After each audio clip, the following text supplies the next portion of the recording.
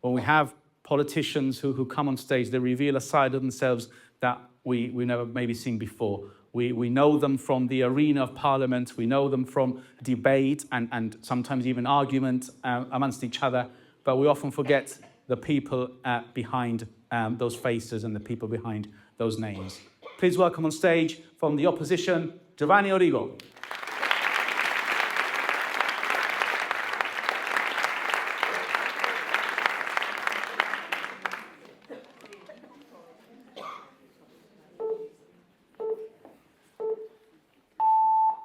Good afternoon. For those who don't know me, my name is Giovanni. And some of you might know me as that young guy from the GSD, ese niño joven. Others might know me through my legal work as a lawyer in Isolas. But before I ask anything else, I just wonder how many of you in this room today are here and are under 30. Please, a show of hands. Okay, there's a few of you. And I'm just wondering how many of you have ever been told that you're too young to voice your opinion? Or have you ever heard anyone say, tú eres muy joven, tú qué sabes? No? Because that feeling, that is where the story begins.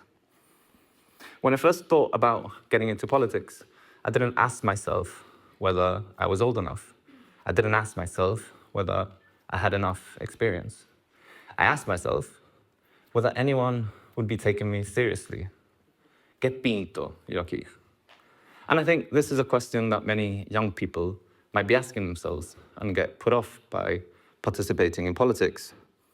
Because when I first walked into Parliament for the very first time, it shouldn't have surprised me that no one really asked me who I was, what did I do, what's your background?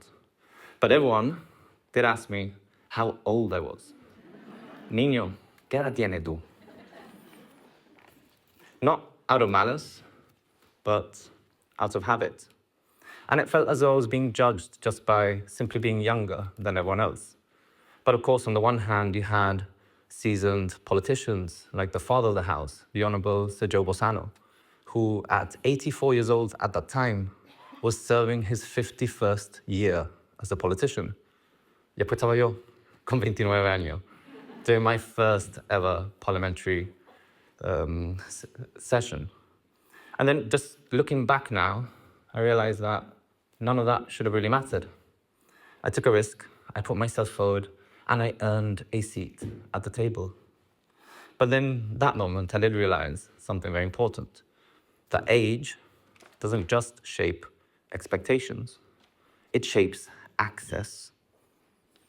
And that day stayed with me, and not because I was offended or anything, but because it made me question much deeper, more existential thoughts, such as who is democracy really for?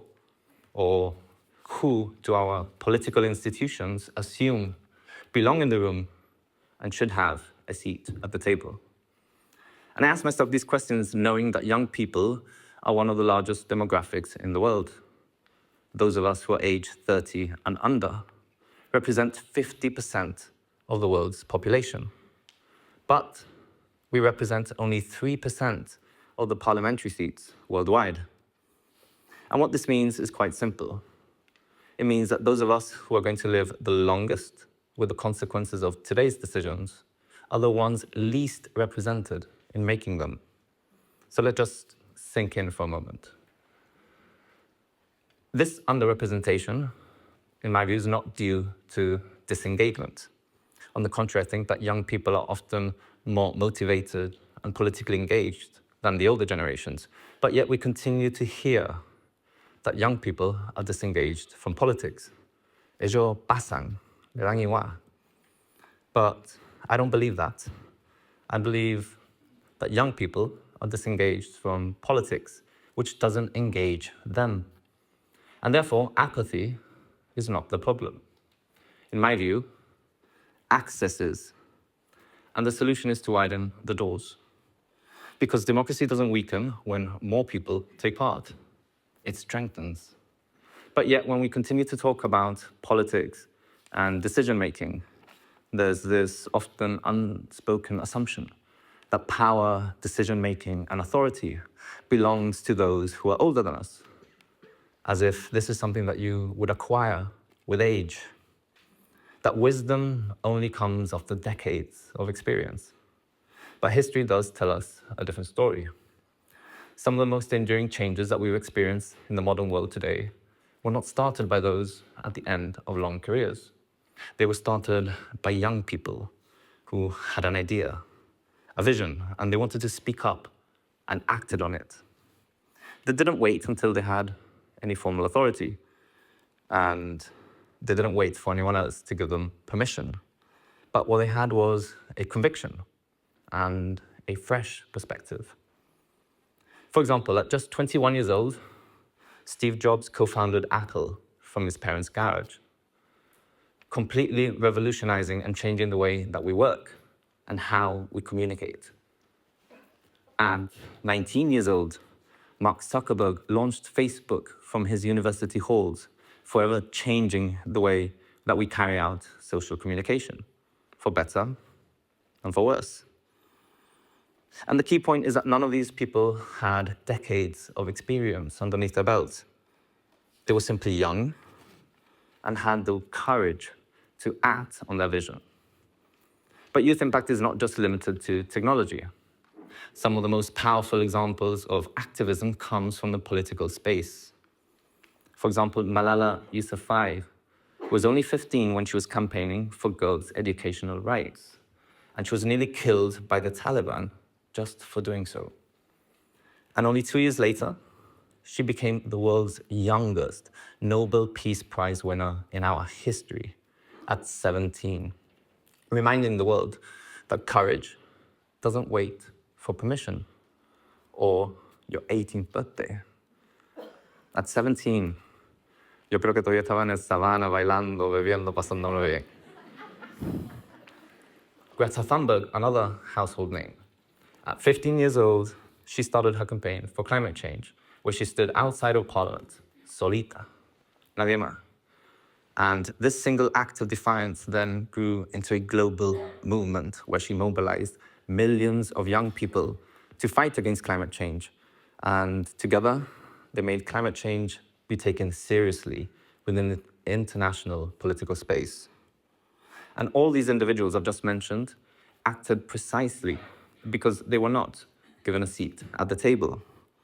None of them waited for that permission, and none of them waited for someone else to say, look, you're ready. But all of them acted because the moment demanded it from them. So instead of waiting to be invited in, they pulled up a chair. And this is why I believe that youth participation is not just symbolic, it is essential. Young people are the first to feel the long-term consequences of today's decisions, and yet they're very often excluded from the rooms in which those decisions are made. So making room at the table does not mean replacing experience. It simply means complementing it. So the question is not whether young people are ready for a space at the table. The question really is whether those already at the table are ready to make space for young people. So what is my story, you might be asking? ¿Cómo he llegado yo aquí? Well, I didn't enter politics because I believed I had all of the answers. Al revés, I had just so many more questions. I entered politics because I thought that there were many decisions that were affecting my generation, not just tomorrow, next week, next year, but for generations to come. And instead of waiting to be invited in, I chose to take a step forward.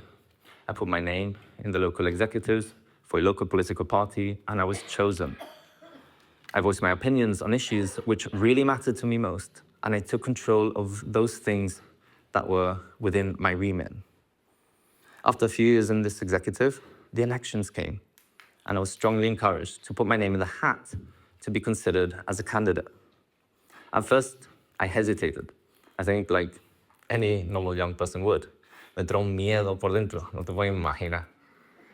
But then, in a moment of clarity, I reflected and I thought, I have nothing to lose. And this is something that I really wanted to do. And not just for me, but for other young people who I wanted to be a voice for. So I put my name forward, and I managed to get selected onto the slate. The elections were then called, and then in a month of interviews, opinion pieces, radio shows, debates, the hustings, the ballots finally closed. And when the count was then over, I realized I managed to get my own seat at the table. And what an experience that was. I think I'm never going to forget that. To this very day, it felt like as if it was yesterday. The pride, the privilege, the excitement, the feeling of self-accomplishment and what I just achieved. It was very special. And now I've been a member of parliament for 27 months. So you may be wondering, what is life like as a youngest member of parliament? Well, I learned very quickly that this title comes with two assumptions. The first is that you're inexperienced. And whilst that may be true, I was inexperienced. I was also just as inexperienced as any other first-timer who'd gone into parliament, whether they were 30, 40, or 50 years old. A first-timer is still a first-timer. And I don't think any of us can really forget our first time. The second assumption was that I should just be grateful to be there. The expectation was that I would listen, I would learn, and be thankful. And I was, and I did. But I just didn't do it quietly. Young enough to be underestimated, but experienced enough still to prove to everyone why they were wrong. For example, there was a moment in early 2024, just a few months after having been elected.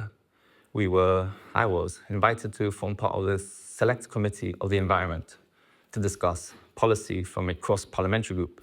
And it had many members in it, but most notably, the chief minister, the leader of the opposition, and me. No pressure. It was my first ever meeting of this kind, and I was determined to make a positive contribution and just show everyone else that I was not there merely to spectate. I recall discussing policy, and at one point I made the suggestion that perhaps we should shift the responsibility to private contractors. So let's make environmental considerations and markers as part of the criteria when giving tender awards. A very simple, but I think very logical contribution to make.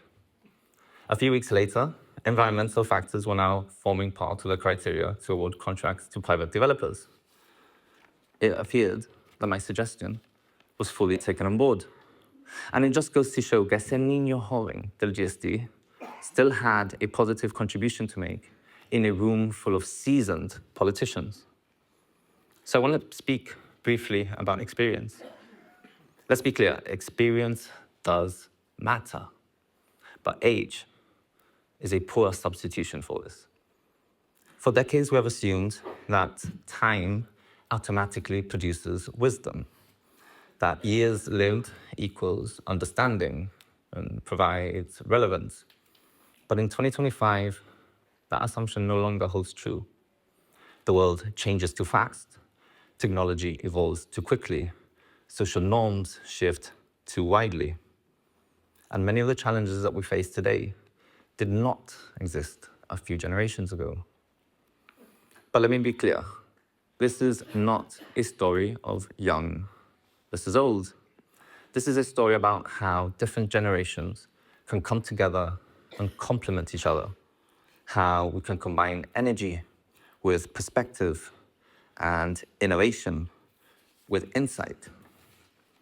So my message today is not just for young people, although if you're young, you're here and you're listening, your voice does matter. But my message is also for those who have lived longer than I, those who carry the wisdom, the perspective, the context, the memory. The future of our democracy all depends on who we invite into it next.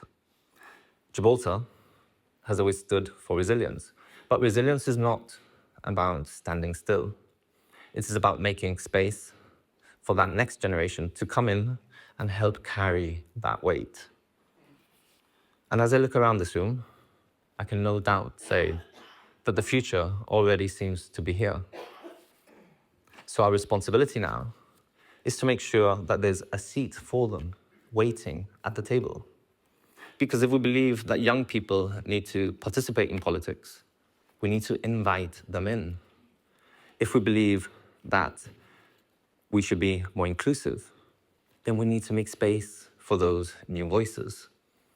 And if we truly believe that the future is worth protecting, then those who are going to live with the consequences the most should help shape it. Because I wasn't lost, nor was I too young for that first day in Parliament. I thought that I was exactly where I was meant to be. Thank you.